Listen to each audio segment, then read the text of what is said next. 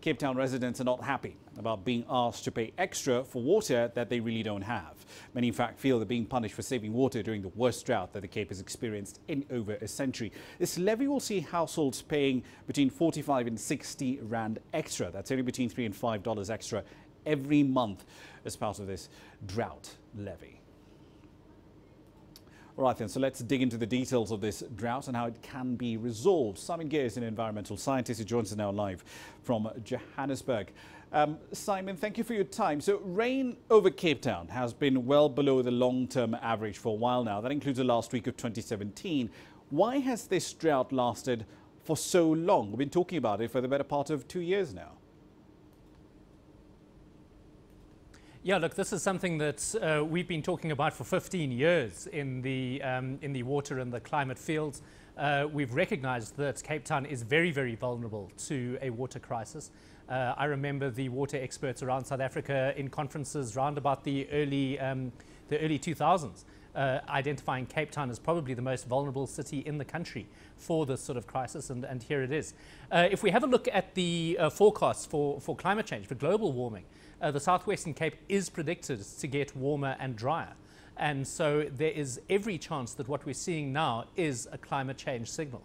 We're always a little bit reluctant to pin an exact event like these two seasons of drought on climate change, because normally we want to look back after 30 years and see that long-term trend to see if that was actually the climate change signal. But certainly these are the sort of conditions that come out in the models when we look at what Cape Town's future is going to be. And so we may well be living in that climate change future. Indeed, you've stretched out the timeline quite a bit there. Is there any way, though, that this crisis could have been foreseen? As you said, we've been talking about this for 15 years, but why didn't we avert it? Has Cape Town been investing enough in building or securing more water supply?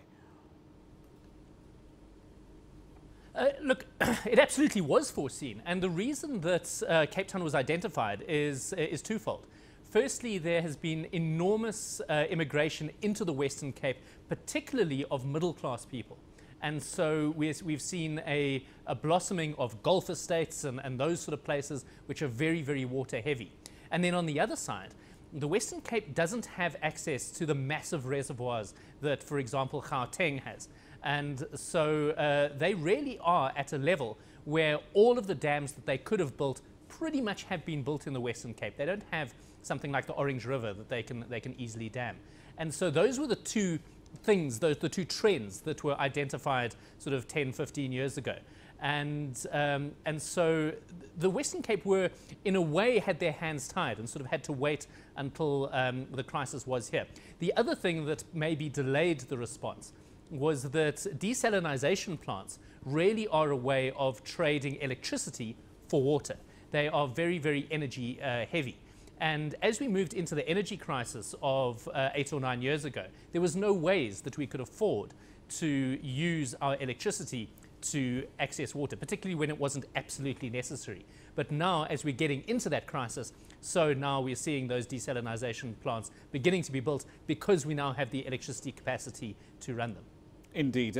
I'll get back to the desalination plants in just a moment, but let's step back a bit away from the Western Cape. Are other parts of the country in a similar way at risk at having similar conditions of drought that we haven't seen in a century?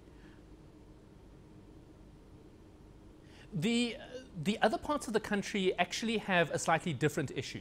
We're seeing a lot of the smaller municipalities have allowed their water infrastructure to decay over time. And so drinking water is becoming a huge issue over large parts of the country, where the water that is coming down the taps is no longer safe to drink. And that's largely because the wastewater plants haven't been kept up properly. They've suffered from poor investment over 20, 25 years. So that is the problem that's besetting most of the country's small municipalities. That's different from the Western Cape because it's not really reliant on the amount of water available, but more the amount of clean water that's available. There certainly are other areas. We've seen the Eastern Cape probably very, very vulnerable to drought. One of the interesting things about our climate change future is the central and eastern parts of the country should probably be certainly warmer, but maybe a little bit wetter on average. But that rain will be far more variable. So we will have periods of extreme drought, but then periods of plenty of rain as well. So it's going to be more variable, but on average slightly wetter, and that should probably buffer certainly the summer rainfall region from the sort of crisis that we're seeing in the Western Cape. But certainly the Northwest Province, the agricultural areas there, parts of Limpopo, and of course the Northern Cape, which is always very, very dry, they are always on the very, very knife edge, where just sometimes a few months of dry weather can have a serious agricultural issue impact, if not necessarily a municipal one. All right, then one last question for you, Simon. I'd like to bring the money into the equation now. To some extent, is this water crisis a result, perhaps, of the price consumers do pay for water? Because by its own admission, I was looking this up a little earlier, by its own admission, the city says some of the charges on water it delivers are actually well below cost to deliver that commodity to consumers. Yeah, it's a tricky one, because if you raise the price, that's really a tax on the poor rather than on the rich. And so I think in your insert you spoke about a difference of 45 to 65 Rand difference. I mean, I know in my household, you know, I'm certainly not Bill Gates, but I would be able to swallow that without even really thinking about it. Whereas if you are a household really on the breadline, that has a major, major impact. And yet it's the wealthier members of society who are probably using far, far more water per capita. So you really have to drive the price up significantly to change behavior. And so it's probably better to put in water meters to really hammer people when they go over a certain level. Those sort of shifting price margins is a better way of doing it than just having a blanket increase in prices, because it really does penalize the wrong people.